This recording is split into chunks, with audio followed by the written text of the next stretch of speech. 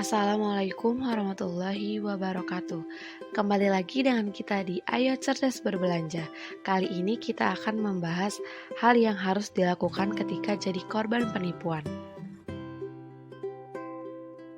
Kira-kira apa ya yang kita bisa lakuin saat kita jadi korban penipuan?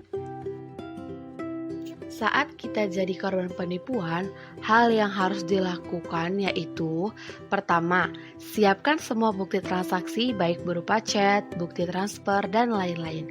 Maka dari itu, hendaknya jangan langsung membuang bukti transfer atau menghapus chat transaksi.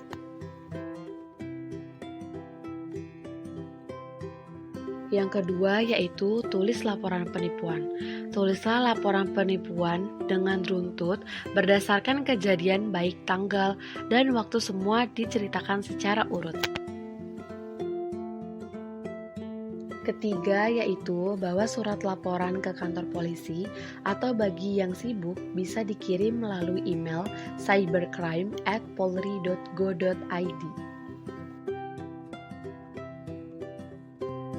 Setelah itu, ajukan pemblokiran akun ke bank supaya si pelaku tidak bisa melakukan transaksi. Kemudian, tunggu panggilan dari kepolisian dan bank. Sebenarnya ada nggak sih perlindungan hukum bagi konsumen online? Landasan perlindungan hukum konsumen online diatur dalam Undang-Undang Nomor 8 Tahun 1999 tentang Perlindungan Konsumen atau UU PK dan Peraturan Pemerintah Nomor 82 Tahun 2012 tentang Penyelenggaraan Sistem dan Transaksi Elektronik atau PPPSTE. PPPSTE ini merupakan turunan dari Undang-Undang Nomor 2 Tahun 2008 tentang Informasi dan Transaksi Elektronik atau UU ITE.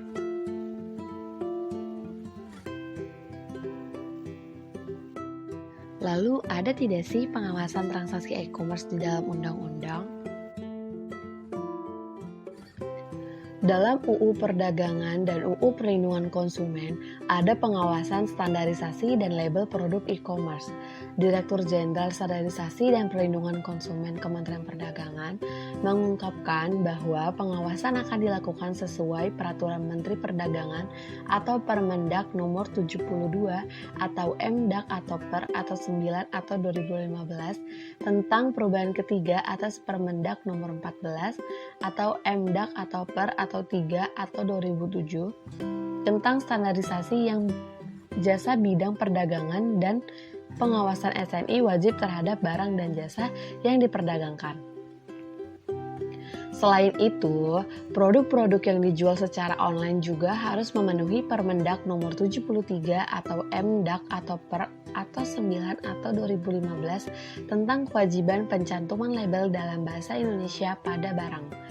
Dalam pasal 2 ayat 1, Permendak Nomor 73 atau Mdak atau Per atau 9 atau 2015 disebutkan pelaku usaha yang memproduksi atau mengimpor barang untuk diperdagangkan di pasar dalam negeri wajib mencantumkan label dalam bahasa Indonesia. Lalu ada pengawasan legalitas pelaku usaha e-commerce.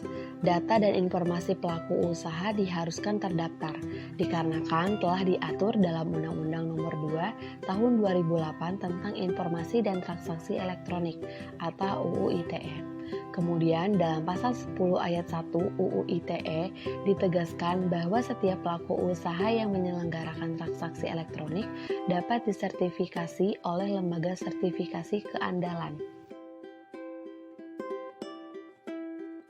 Terima kasih sudah menyimak video ini hingga akhir. Jangan lupa untuk klik tombol subscribe dan nyalakan lonceng supaya nggak ketinggalan video-video berikutnya. Kalau kalian suka dengan video ini, bisa klik tombol like dan bisa tinggalkan komentar untuk kritik dan saran. Jangan lupa untuk follow kita di Instagram @ayocerdasberbelanja dan juga dengerin podcast kita di Spotify Ayo Cerdas Berbelanja.